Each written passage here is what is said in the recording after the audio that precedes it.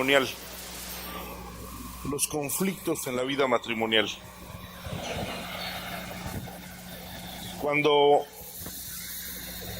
uno tiene conflictos en la vida matrimonial, no calcula a dónde pueden llegar. Me doy cuenta que cuando tengo problemas o me enojo con alguna persona, cualquiera, no pasa nada. Es decir, mi vida puede seguir y el problema se queda ahí aislado. Pero cuando me enojo con mi esposa, parece que estoy peleado con todo el mundo. Es una carga que lleva a uno para todos lados y es algo que le agita permanentemente las entrañas. De tal manera que tuve que aprender a cómo resolver los problemas en la vida matrimonial, porque era algo con lo que yo no quería cargar. No obstante, los problemas en la vida matrimonial suceden y suceden con mucha frecuencia.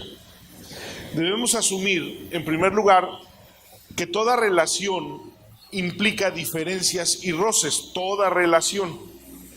Podemos no tener problemas con una persona por años porque ocasionalmente vemos a esa persona, pero apenas entramos a una relación más cercana y el desgaste de esa relación cercana nos produce diferencias y grandes problemas. Hay muchas situaciones por las que entramos en problemas. Digamos, entre las cosas más comunes por las que entramos en conflicto en la relación matrimonial es porque, en principio, un hombre y una mujer son diferentes, piensan diferente, tienen estructuras diferentes, tienen procesos, digamos, el proceso hormonal de la mujer determina mucho de su estado de ánimo y de la forma de ver las cosas. Y eso a veces nos conflictúa. Recuerdo que recién casado, tenía yo solo unas semanas de casado, cuando estábamos ya para descansar en la noche, y yo tomé el periódico, estaba yo acostado y estaba leyendo el periódico, y de repente empecé a escuchar sollozos. Y me quité el periódico y volteé y dije, ¿qué pasó? Mi esposa estaba llorando, y yo dije, ¿qué te pasó? ¿Por qué lloras? Y le ganó tanto el sentimiento que no me podía decir por qué lloraba, y entonces yo me sentía incómodo, decía, ¿te hice algo? ¿Dije algo? Y entonces ella con la cabeza movía, no, y entonces decía, pero ¿y entonces por qué lloras?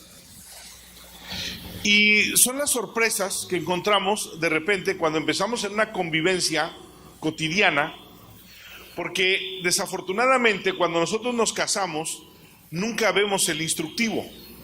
Podemos ver el instructivo en un teléfono, podemos ver el instructivo en una licuadora, en un televisor, en una videocasetera, pero nunca en la vida, es decir, nunca en los hijos, nunca en el matrimonio, nunca en la esposa, y comúnmente no sabemos cómo funciona una persona con la que voy a entrar a una relación de toda la vida, pero no sé cómo funciona.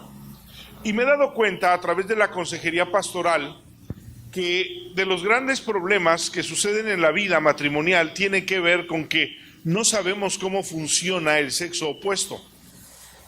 Es decir, entramos a una relación y lo primero que uno debería de saber cuando uno tiene la intención de unir su vida a otra persona es cómo funciona el sexo opuesto, cuáles son las diferencias.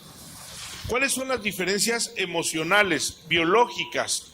¿Cuáles son las diferencias hormonales, estructurales? Es decir, nuestro cerebro está estructurado de diferente forma. Claro, nunca le hagan caso a esos comentarios que dicen que la mujer puede hacer dos cosas a la vez y que la mujer... ¿Sabe quién hizo esos comentarios? Los hombres. ¿Y sabe para qué? Para que usted esté tranquila, contenta y feliz y punto. Pero en la realidad eso no es parte estructural de la hechura de un hombre y de una mujer. Y uno tiene que entender cómo funciona ella y cómo funciona él. Se sabe que en el 40% de los problemas matrimoniales tienen que ver con la forma de ser mujer y la forma de ser hombre. Es decir, él no sabe que lo que le causa problema o con lo que él se está peleando es con la estructura femenina. Y ella no sabe que con lo que ella pelea es con la estructura masculina. Digamos, un problema muy común en cualquier lugar tiene que ver con que ella siempre quiere hablar y él no quiere hablar. Entonces, él es mudo completamente y cuando le dicen hay un problema y esto, él no dice nada, se limita a decir unas cuantas palabras o dice luego hablamos y lo evade. Y comúnmente parte de nuestra estructura como hombres, evadir los problemas. No nos interesa hablar de los problemas. ¿Por qué no nos interesa? No porque no nos interese el hogar, la esposa o los hijos. No nos interesa porque no es nuestra prioridad. Si nos dijeran, vamos a hablar del trabajo, inmediatamente comenzamos a hablar. Si nos dijeran, vamos a hablar de fútbol, empezamos a hablar inmediatamente. Si llegaran nuestros amigos para hablar de los temas que a los hombres les gusta hablar, la mujer se sorprende cómo un hombre se desenvuelve entre sus amigos y cómo se queda mudo con su pareja. Pero es parte de una estructura, así es su hechura. Y a la mujer le interesa hablar, le gusta hablar. Si le preguntan algo a un hombre, el hombre se limita a decir estrictamente lo que le preguntaron y punto. Y la mujer no, la mujer hace historia, contexto, perspectiva, es decir, puede escribir todo un libro de aquello que le preguntaron, porque ella es descriptiva, ella es emocional, y en esa parte emocional ella desarrolla, ella involucra sus emociones. No es que ella está mal, no, ni él está mal. Es que hay diferencias estructurales entre un hombre y una mujer y muchas veces no alcanzamos a percibir esas diferencias porque no descubrimos, no estudiamos, no leímos qué significaba estar en una relación con un hombre y en una relación con una mujer. Y entonces él se queja, es que hablas mucho, ya vas a empezar a llorar, etcétera. Cosas naturales de una mujer. Y yo pienso, por eso elegimos a una mujer, porque necesitábamos esa parte que nosotros no tenemos. Y ella eligió a un hombre porque ella necesitaba esa parte que ella no tiene. Y la Biblia dice, los dos serán una sola carne. Ahora, llegar a la convivencia y al punto de decir, ahora vamos a hacer una sola carne, qué conflicto, qué terrible. Porque aparte de que hay diferencias entre hombre y mujer, estructurales, de pensamiento, resulta que también tenemos educación diferente. Nos educaron diferentes familias, diferentes costumbres, diferentes hábitos. Hay alrededor de nosotros una gran cantidad de diferencias y lo único que en muchos casos vino a unirnos fue un sentimiento y un gusto. Pero realmente cuando empezamos a compenetrarnos en la relación y a conocer a la persona con la que estamos unidos, de repente nos espantamos porque hay tantas cosas que nos separan y que nos hacen tan diferentes y todo tiene que estar unido por un simple sentimiento. Ahí está el problema del amor fileo, del amor eros y del amor epitumeo. ¿Por qué? Porque son sumamente frágiles y no pueden soportar todas las diferencias que hay. Yo a veces me ponía a pensar cómo puedo hacerle daño, cómo puedo herir a la persona que amo. Porque llegamos a herir, llegamos en esas diferencias, llegamos a agredir y amamos. Es decir, por otro lado, me acuerdo que un día yo tuve una sensación de querer dejar a mi esposa y no querer saber de ella. Porque el amor en la relación es tan intenso que tiene la característica de que ella puede convertirse en el peor enemigo de mi vida y en la pasión más grande de mi vida. Y entonces recuerdo que tenía unos 2 o 3 años de casados, tuvimos un gran conflicto interfamiliar donde algo hizo mucho daño Y entonces ella llegó un día y me dijo, si no puedes convivir con mi familia, entonces quiero que te vayas. Caray, yo no era tan obediente con mi papá, pero cuando ella me dijo eso, descolgué mis cosas rápidamente, las agarré, las junté, las metí al coche y me fui. Y me salí. Pero cuando me fui, de pronto tenía un sentimiento aquí impresionante, un dolor tan grande y una necesidad profunda de correr a ella, de ir hacia ella.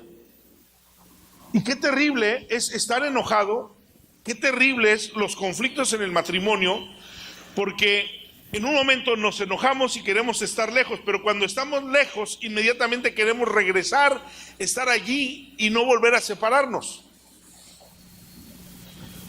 Y entonces me di cuenta que si yo no aprendía a lidiar con esto, iba a tener muchos problemas el resto de mi vida en ese matrimonio.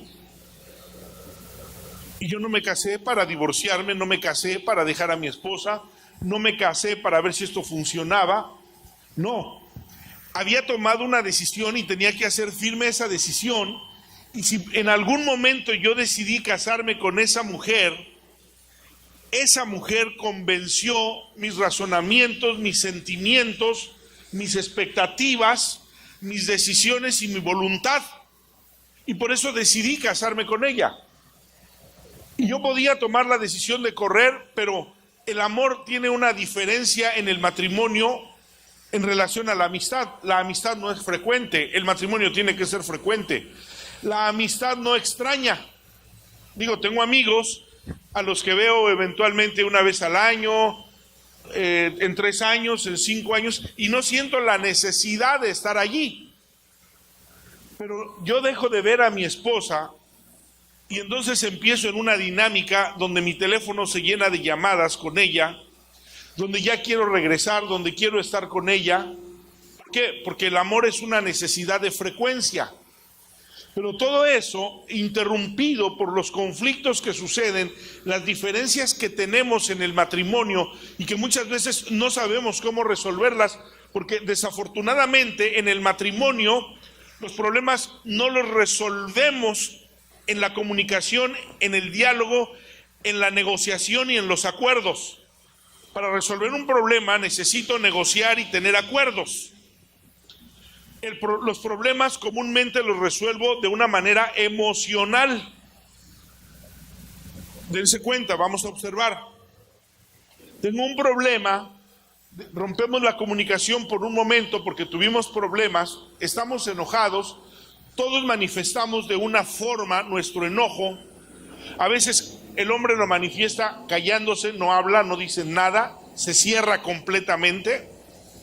Ella quiere hablar, habla y habla y habla. A ella le molesta que él no hable y a él le molesta que ella esté hablando y hablando. Tomamos posiciones. Y entonces no decimos nada, nos vamos, nos dormimos, dejamos que pase el día y de repente por allá nos acercamos tímidamente, como que empezamos a medio hablar, logramos comunicarnos, ya sacamos una palabra, bueno, ya se nos pasó el enojo y comenzamos a hablar otra vez. No resolvimos nada, solamente emocionalmente resolvimos el tema. Es decir, ya no estoy enojado, ya no estoy indignado, ya no me siento molesto. Y como ya no tengo esa molestia emocional, entonces ya puedo seguir hablando. No resolví nada, me voy a volver a tropezar con el mismo problema. Y pueden pasar 20 años, he oído parejas que dicen, es que siempre es lo mismo, tenemos 25 años de casados y siempre es lo mismo. Ah, bueno, ustedes nunca han querido resolver sus problemas. Siempre han hecho de esto una solución emocional. Y cuando se sienten aliviados emocionalmente, entonces creen que el problema ya se resolvió, que no hay que tocarlo, que no hay que hablar, que para qué volver a tocar el asunto, porque si lo volvemos a tocar nos vamos a enojar. Y resulta que nunca hablamos, nunca resolvemos. Lo que va a suceder en nuestra vida es que vamos a tener una serie de problemas y cada vez van a ser más problemas, porque cada problema nuevo que llega lo metemos al archivo, no lo resolvemos y ese problema va a volver a salir en otro momento. ¿Por qué? Porque nunca hablamos, no tomamos acuerdos, no negociamos nada, no resolvimos nada, no aceptamos culpas, no nos hicimos responsables de nada. Y le voy a decir algo, qué terrible es vivir con una persona que nunca se hace responsable de sus actos. Pero esto es una sociedad. Porque si hay alguien que se equivoque más o se equivoque menos, yo solapo las equivocaciones de mi esposa y no me interesa que vuelva a hablar del tema ni que se haga responsable. Pero ella solapa mis equivocaciones y no le interesa que yo vuelva a hablar del tema. Y entonces esto se hace un conflicto porque nos hacemos irresponsables, no maduramos y no crecemos.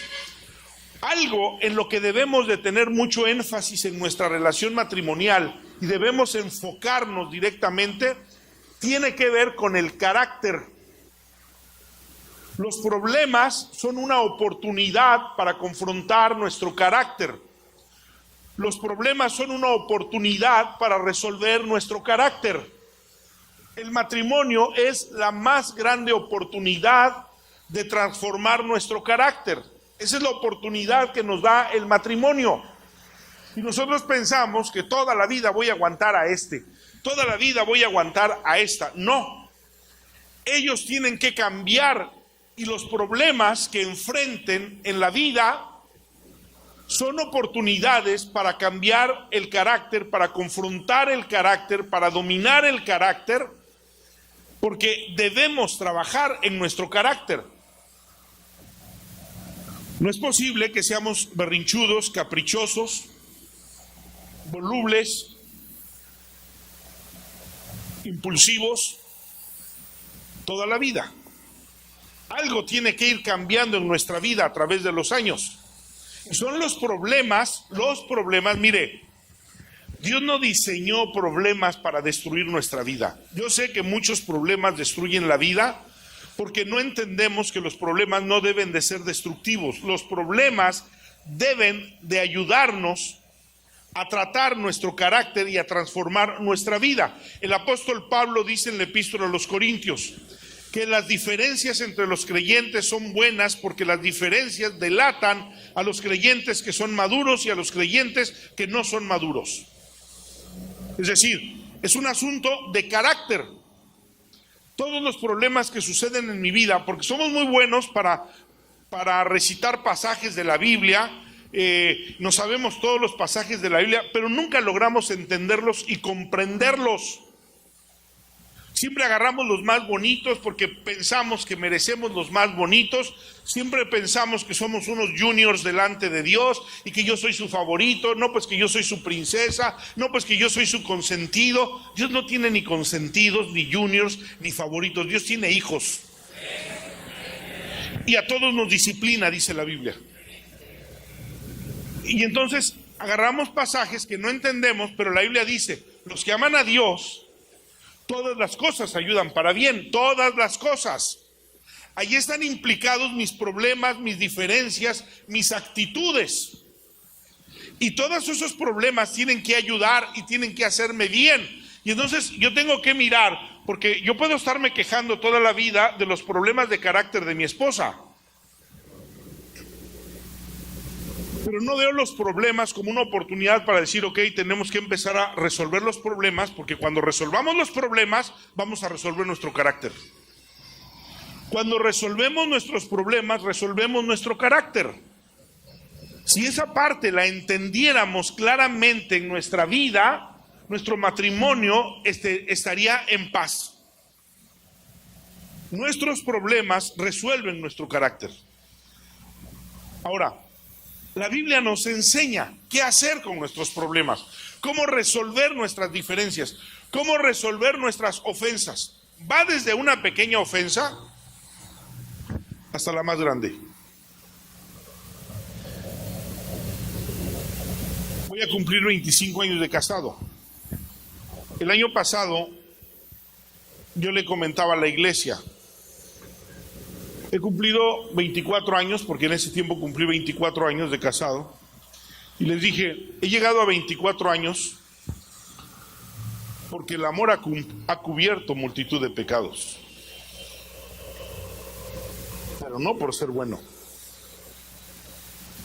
No por ser el mejor esposo. Yo sé que mi esposa, cuando está de buenas, dice que soy el hombre más maravilloso del mundo, pero pregúntenle cuando está de malas.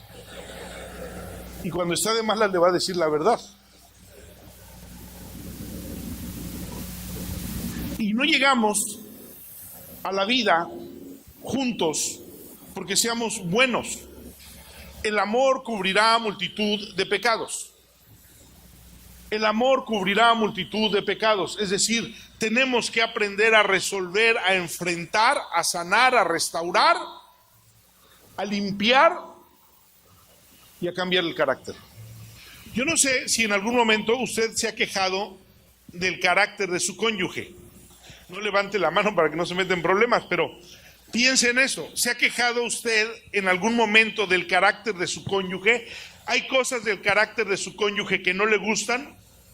Lo más natural es que digamos, sí, es lo más natural. A mi esposa no la educó mi papá ni mi mamá. Y aunque a mis hermanos los educó mi papá y mi mamá, con ellos también tengo diferencias. Ahora imagínese alguien que tiene una estructura cultural de formación totalmente diferente a mí. ¿Cómo resolver nuestros problemas y nuestras ofensas? Ahora, la Biblia es maravillosa, es maravillosa. Hay muchas cosas que la Biblia no define. Por ejemplo, ese tema que trae ese pasillo del diablo que nos dejó el calvinismo de decir, a ver, ¿la salvación se pierde o no se pierde? ¿Qué le importa si se pierde o no se pierde? Viva su relación con Dios, sea obediente y sea fiel. Punto. Porque en la Biblia no encontrará usted un pasaje que diga, la salvación no se pierde, la salvación sí se pierde.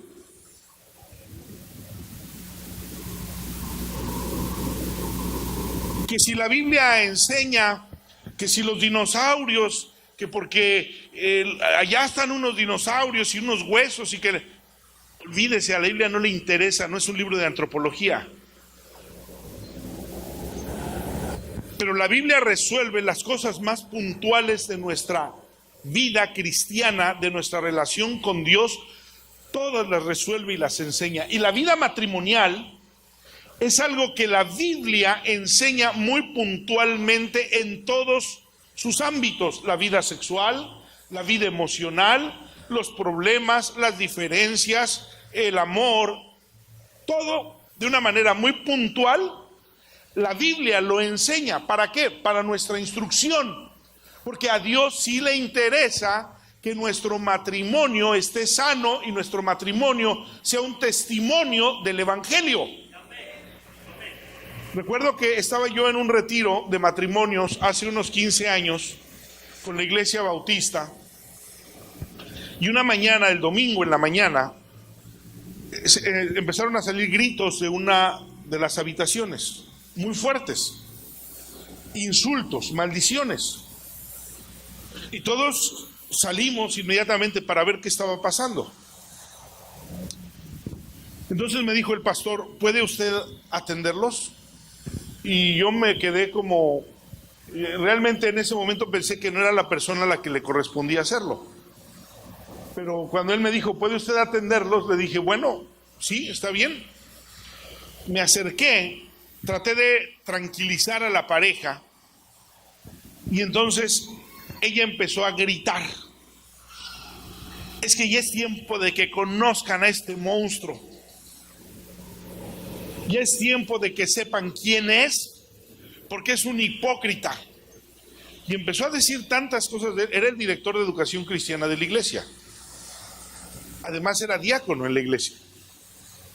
No se espanten, eso sucede en todas las iglesias. No me hagan sentir que solo sucede allá. Y entonces, cuando ella comenzó a decir todo eso, yo fui acumulando todo lo que ella iba diciendo, porque iba a haber un momento en el que ella ya no gritara y yo pudiera hablar con ellos, y entonces ahora sí que todo lo que ella dijo será usado en su contra. Y entonces ella lo acusó de 1000 cosas. Y yo le pregunté a ella, ¿y por qué sigues con él? O sea, ya tenían como 30 años de casados. Si él es todo lo que tú dijiste, ¿por qué sigues con él? ¿Por qué no asumes que nunca has querido resolver los problemas y mejor los gritas? Y en lugar de hablar y tomar acuerdos y negociar, lo que haces es ponerte histérica. Tú estás acusando un problema de él, pero estás delatando el tuyo. ¿Por qué? ¿Por qué lo exhibes? Porque un problema como los que tú dices de él, amerita que tú hubieras ido con el pastor, y quiero preguntarte, ¿cuántas veces has ido con el pastor a tratar tus problemas matrimoniales? Claro, en su histeria ella se cobijaba y decía, no, es que si supiera el pastor lo echaba de la iglesia. ¿Y qué te importa si lo echa de la iglesia? Si lo amerita, que lo eche. Ahora resulta que también eres su protectora, eres su agresora y eres su protectora. Y vuelvo al punto. Aprendemos a resolver emocionalmente las cosas, pero no resolvemos los problemas, y entonces nuestro carácter nunca cambia. Si viéramos los problemas como oportunidades para cambiar el carácter mutuo, puntualmente estaríamos tratando los problemas. Y tendríamos, al paso de los años, una vida más tranquila. Habríamos cumplido el mandato de Dios. ¿Serán una sola carne? Es un infinitivo. Es decir, es una tarea desarrollar el resto de la vida. Pero no la cumplimos. Cada quien sigue en su territorio. Es más, hoy tenemos un problema muy grande. Sucede que los divorcios que ahora están llegando a la vida, están sucediendo, algo sembramos mal, por eso estamos cosechando. Pero sucede que ahora cuando los hijos se casan, hay un problema que en la psicología se le llama hoy el nido vacío. Porque la mujer siempre se cobijó en los hijos y el hombre siempre en su trabajo. Y entonces cuando él se jubila, le quitan su refugio. Y cuando los hijos se van porque se casan, le quitan a ella su refugio. Y cuando están solos, no saben estar solos.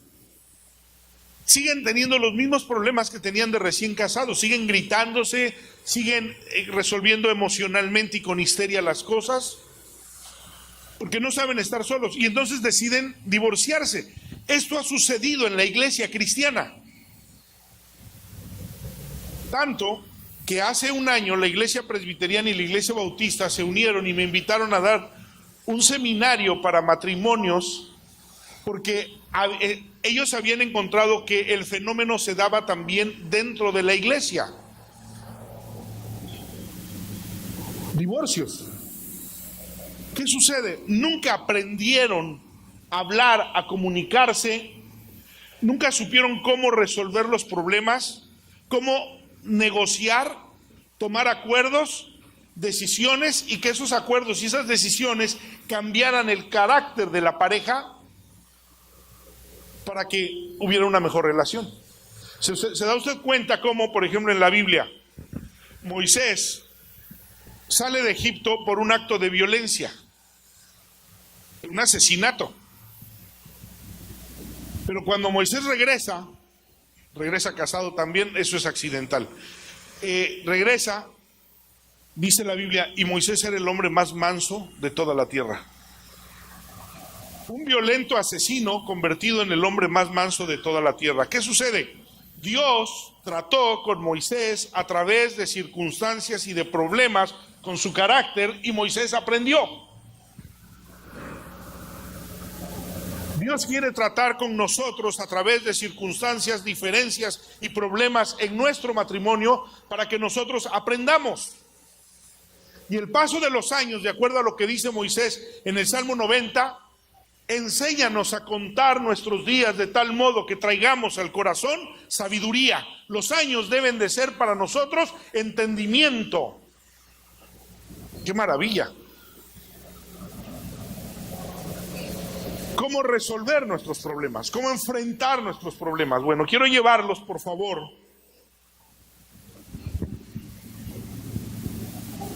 a Mateo capítulo 18, versículo 15 al 17. Un pasaje muy conocido. Si un creyente peca contra ti, háblale en privado y has de ver su falta. Si te escucha y confiesa el pecado, has recuperado a esa persona.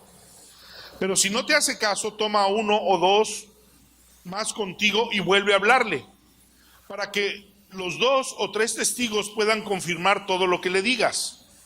Si aún así la persona se niega a escuchar, lleve el caso ante la iglesia. Luego, si la persona no acepta la decisión de la iglesia, trata a esa persona como un pagano o como un corrupto cobrador de impuestos, que era lo más despreciable que había, un cobrador de impuestos. Fíjense nada más el proceso tan interesante que dice: si un creyente peca contra ti, eso abarca a mi esposa y a mí. Eso abarca a mi esposa y a mí. Mi primer hermano en la fe es mi esposa.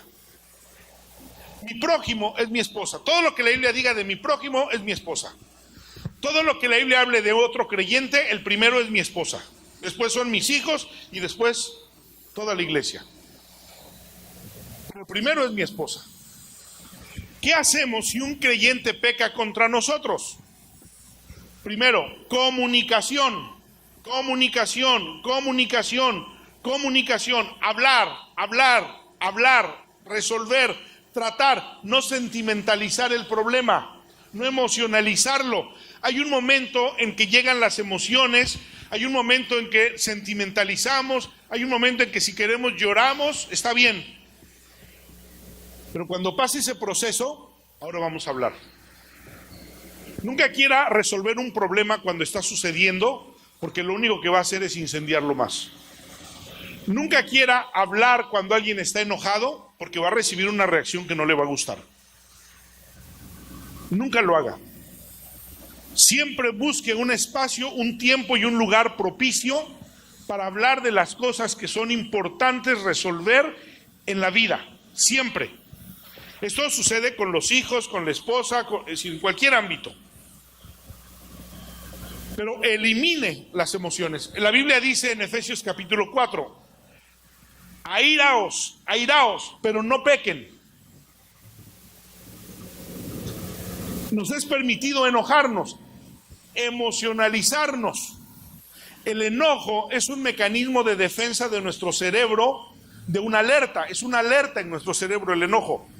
Pero usemos el enojo para lo que Dios hizo el enojo. Y entonces pone limitantes el apóstol Pablo y dice: aírense, pero tengan estos límites, no pequen. 2, no vayan más tiempo enojados, no se ponga el sol sobre su enojo. Y 3, no le regalen el enojo al diablo, porque los va a hacer pedazos y va a destruir. ¿Se han dado cuenta cuando el enojo comienza una labor destructiva? Ofensas, gritos, violencia, actitudes. ¿Sí se han dado cuenta? Todos nos damos cuenta. Todos nos damos cuenta cuando el enojo comienza una labor destructiva. Y es un momento para decir: ya no estoy actuando yo, el diablo ya está ocupando esto para hacer daño. Ya estoy pecando, ya rebasé mis límites de tiempo y ya el diablo está creando una amargura en esto. ¿Por qué? No soy cuidadoso, no soy consciente. El enojo requiere que yo tenga un estado de conciencia sobre él, para que tenga dominio sobre él y que el enojo no me domine. Recuerdo que una ocasión fui a visitar a una hermana y a la distancia donde está la piscina estaban 2 hombres discutiendo. Yo volteé para tocar la puerta y oí que los gritos eran muy fuertes y de pronto uno sacó una pistola y se la vació. 6 tiros le dio. Y yo volteé, y cuando yo volteé, el hombre, después de vaciarle la pistola, aventó la pistola y gritó: ¿qué hice? Y lo quiso tomar para recuperarlo. El hombre murió. Ese hombre era un médico y pagó 20 años de cárcel. Yo tuve que ser testigo en el proceso. 20 años de cárcel, y echó a perder su vida 20 años, un momento de enojo. En el enojo, el diablo sabe lo que hace, usted no. El enojo requiere conciencia. Si no tiene conciencia de su enojo, retírese. Pero no haga un acto del cual usted se pueda arrepentir. Y cuando ha pasado el enojo y el estado emocional, entonces tiene que, aunque la otra persona ya está tranquila, usted también, ok, el problema no ha terminado. Ahora comenzó la oportunidad de resolver el problema para que ese problema ayude a resolver nuestro carácter.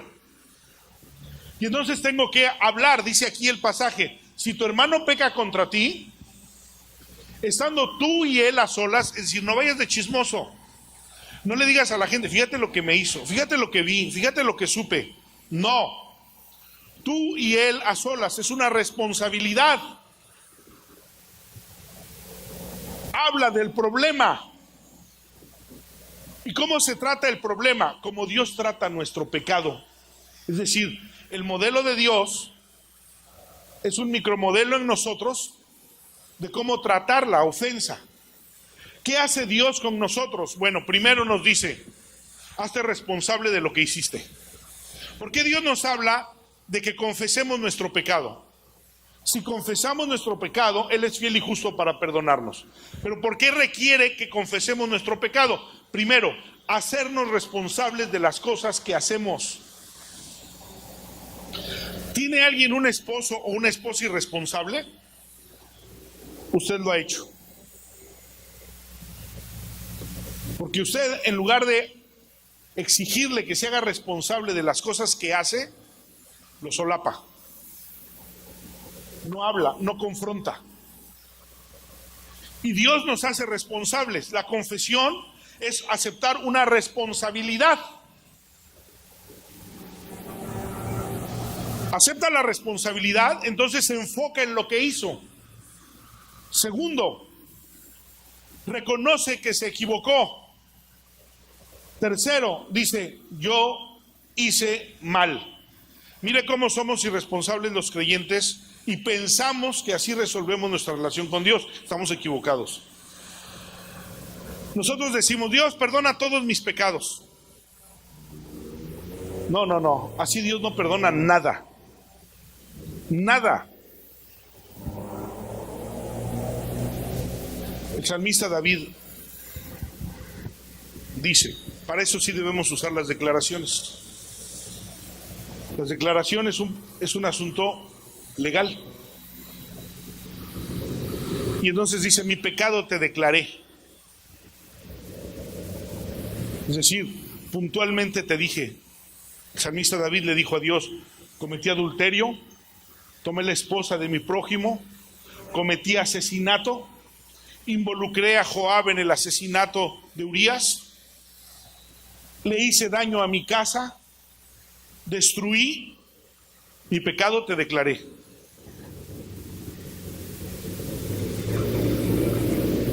¿Se da cuenta? ¿Qué sucede cuando David estaba enloquecido? Un pecado tras otro, tras otro, tras otro. 5 pecados cometió, terribles, que los 5 pecados ameritaban la muerte en la ley. Cada pecado ameritaba la muerte.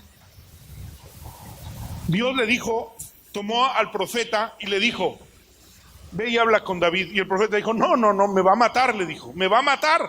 David está enloquecido. Y le dijo, no, ve y habla con David.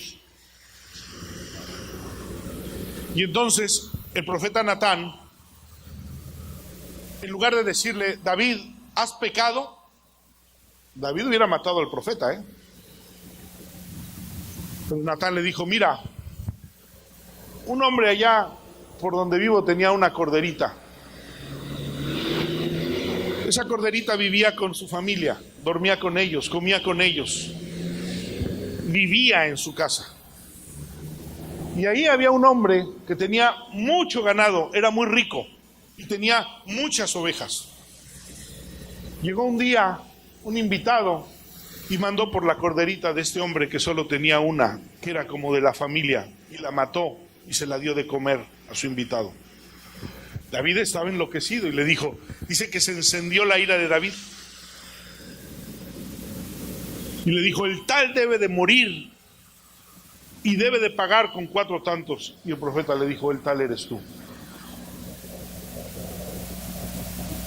Cuando David escribe el Salmo 51 fue después de lo que Natán le dijo.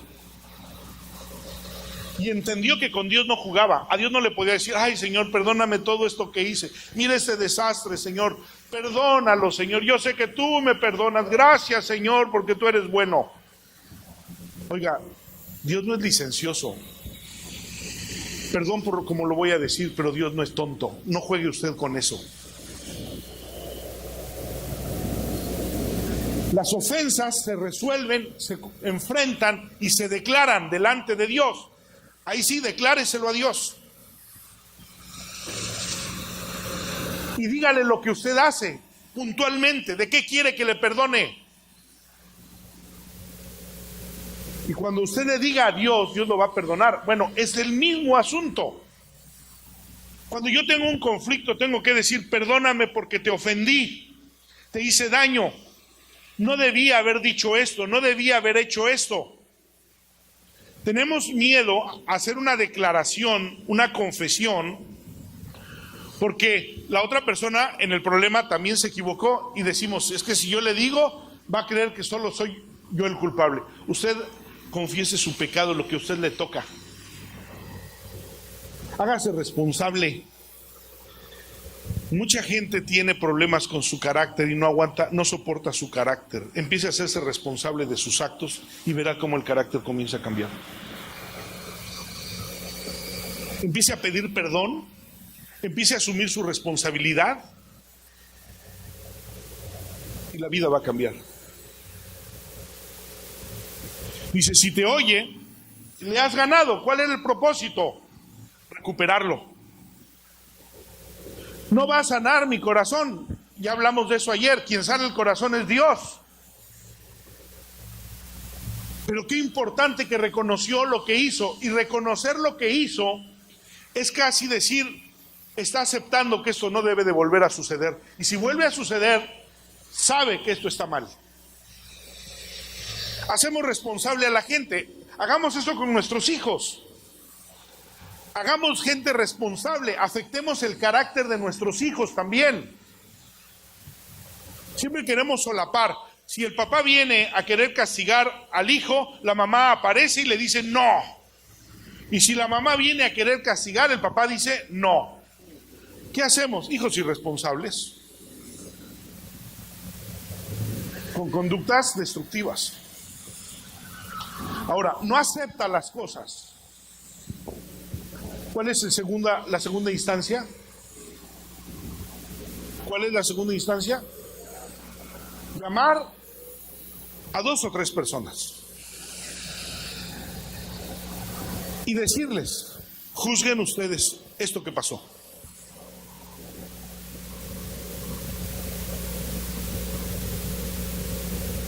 Y si la persona oye el consejo, la Biblia dice, los problemas de la iglesia matrimoniales o en el ámbito que sea, deben de ser tratados por los ancianos de la iglesia, porque dice el apóstol Pablo, ¿se atreve alguno de ustedes ir ante los juzgados para llevar a un hermano?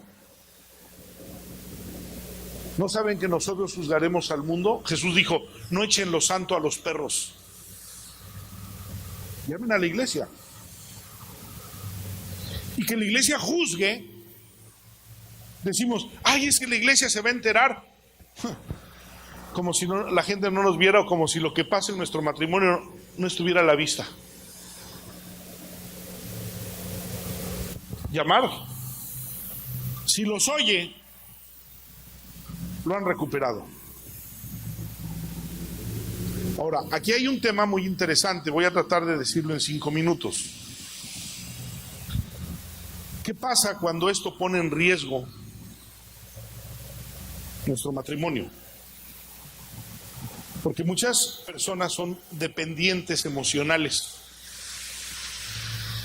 Les han las han golpeado, infidelidad, insultos, todo, y quieren a su hombre o quieren a su mujer,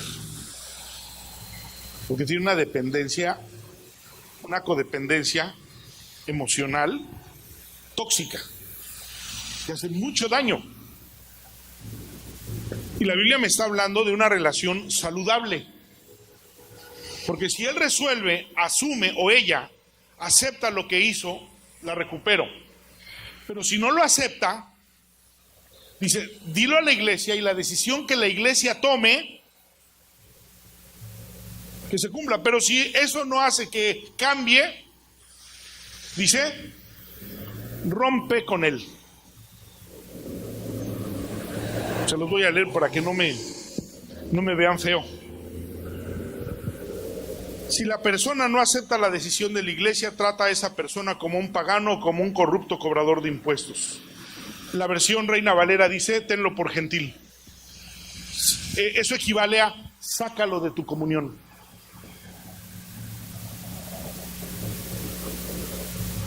¿Por qué?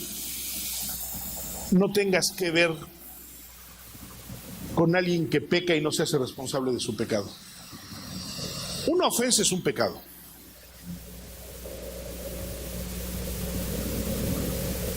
Y el pasaje es muy claro.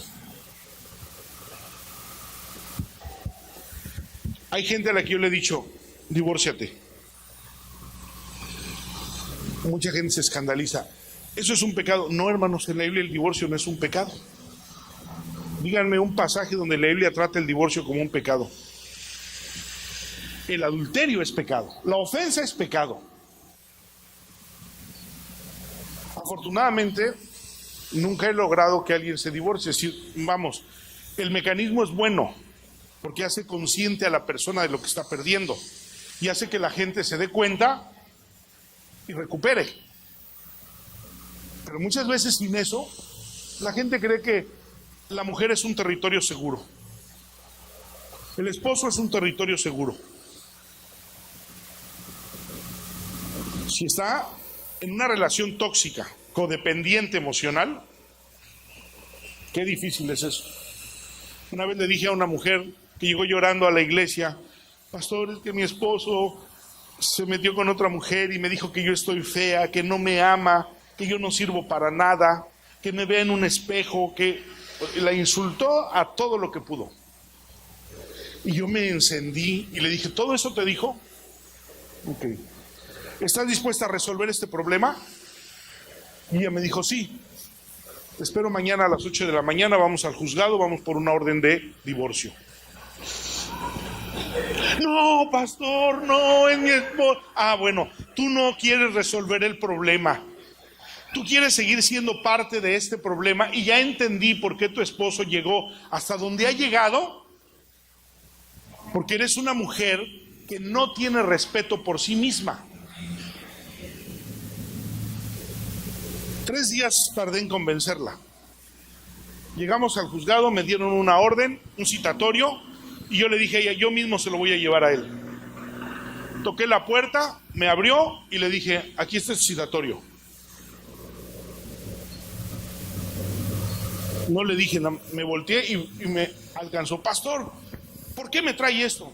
Le dije, pues has de ser un santo, mijo. Le dije, según entiendo, le dije, no he escuchado tu versión, pero según entiendo, engañaste a tu mujer, le pegaste a tu mujer, insultaste a tu mujer y le dijiste que no la amaba. Es que estaba enojado. No, pues qué manera de enojarte. Mañana tienes esta cita en el juzgado. Llegamos al juzgado. Ya. No, hermana, yo ahorita lo. Por favor. Llegamos al juzgado y entonces él se ponía de rodillas en la banqueta y le decía a ella, perdóname, por favor. Y le dije, ¿te das cuenta que tú lo hiciste? ¿Te das cuenta que él llegó hasta donde llegó porque tú nunca quisiste resolver las cosas? Tú fuiste permitiendo. Él iba rebasando límites, rebasándolos, y se dio cuenta que tú eras un territorio seguro. Míralo.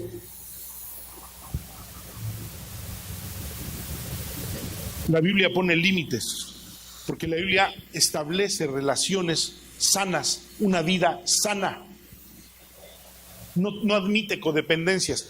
Para ese espacio donde decimos, es que yo tengo ganas de que alguien me ame, bueno, ahí le va, Romanos 5 dice, el amor de Dios ha sido derramado en su corazón. Punto. Disfrútelo.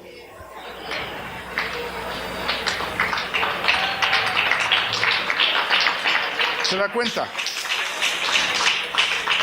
¿Se da cuenta? Es decir, Dios ha satisfecho nuestra vida de tal manera que yo no necesito a alguien para sentirme amado. Si hay personas solas en esta mañana, entiendan esa parte.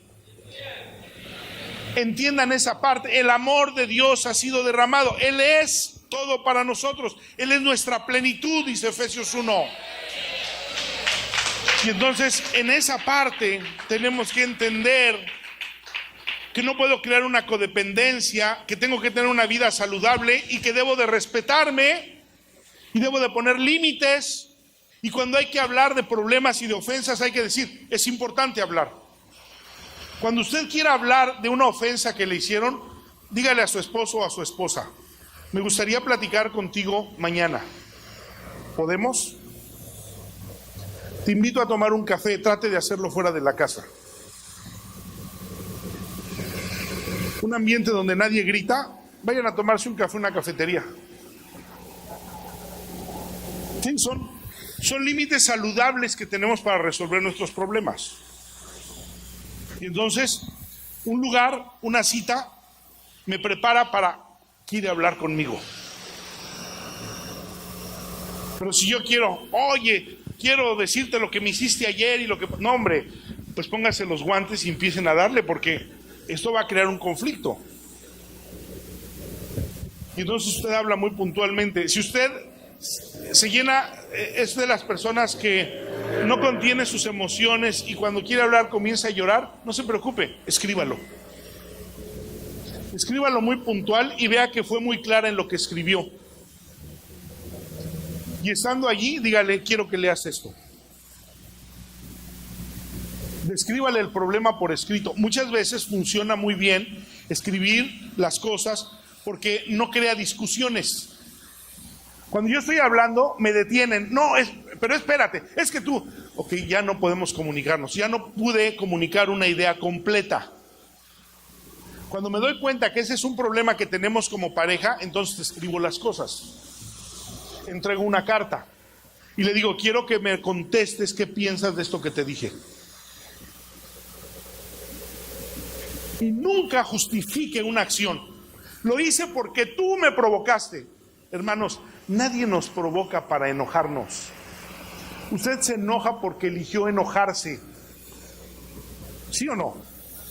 Usted eligió enojarse. Entonces, nunca culpe por qué lo hizo. Es decir, simplemente lo hice. Acepto mi culpa y esto estuvo mal. Ahora, si usted tiene algo que decirle también a la persona, también tú hiciste esto, bueno, ok, primero acepto mi culpa. Soy responsable y quiero pedirte perdón. Usted va a evitar que esas cosas se repitan muy comúnmente cuando hace ese proceso. Y luego usted puede decir, no me gustó esto que tú hiciste también. Espere una respuesta. Ahora, cuando hay ese diálogo, es ahí donde la Biblia dice que perdonemos a los que nos ofenden. ¿Por qué? Pidió perdón. Pero usted nunca invente perdones cuando nadie le ha pedido perdón. Pues me hizo esto, pero yo ya lo perdoné. No lo invente. El perdón no es así. El perdón es un proceso judicial de Dios.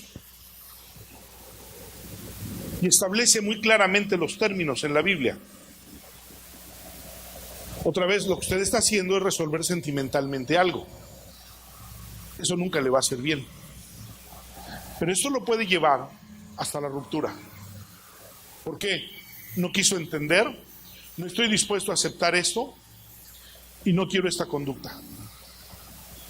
si nuestra ruptura, fíjense lo que hizo el apóstol Pablo en el capítulo 5 de 1 de Corintios. Habla de un hermano que estaba en pecado, tenía relaciones con su madrastra. Y Pablo le dice a la iglesia, ¿cómo es posible que ustedes saben que esto está sucediendo y no dicen nada? Pablo emite una orden a la iglesia. El tal debe de ser entregado a Satanás para la destrucción de su cuerpo. Nunca habla de su alma, dice en 1 Corintios 11 sí dice, para salvación de su alma y destrucción de su cuerpo. Pero dice, el tal se ha entregado a Satanás. Esa declaración es muy simple, es lo mismo que está diciendo Jesús acá, tenlo por gentil. Una persona gentil no tiene la protección de Dios. Una persona que pertenece a la iglesia está bajo la cobertura de Dios. Pero entonces le dice, sácalo de la comunión, tenlo por gentil, quítale la comunión. Y entonces, en la segunda epístola a los Corintios, el apóstol Pablo se alegra de que esa acción hizo que él volviera. ¿Se da cuenta? Muchas veces el decir, no estoy dispuesto a aceptar esto, no lo voy a permitir, no estoy de acuerdo. Esto crea una ruptura. Hace que la gente entienda la magnitud del problema del que no quiere hacerse responsable. Hermanas, hagan esposos responsables, pero nunca se queje de la irresponsabilidad de su esposo, porque usted es la culpable. Esposos, hermanos, hagan esposas responsables, pero nunca se queje de la irresponsabilidad de su esposa, porque usted la hace. Así es. Hable de los problemas. Trátelos. Ahora, el punto final. ¿Cómo resuelvo un problema? Eso es, ¿cómo resuelvo una ofensa? ¿Cómo resuelvo una diferencia? Es diferente una ofensa, un problema, a una diferencia. Son cosas diferentes. Una diferencia, pues yo quiero que la pasta dental no la aprietes así, sino que la vayas poquito a poco. Yo quiero que el papel de baño vaya hacia allá y no hacia acá. Es decir, son diferencias que tenemos de recién casados. Pero de ahí hay cantidad de diferencias que se derivan. Pensamos diferentes. ¿Dónde vamos a pasar la Navidad? ¿Con tu familia o con mi familia? No es que sea panameño, hermanos. Es que estos problemas son comunes a todos los matrimonios. Pero esas diferencias, ¿cómo las resuelvo? Voy a negociar. Voy a negociar. A ver, ¿a ti te interesa esto? ¿Que yo haga esto? Ok, yo te lo doy.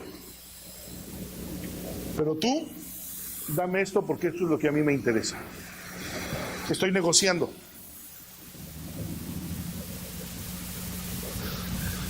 ¿Dónde pasamos la Navidad?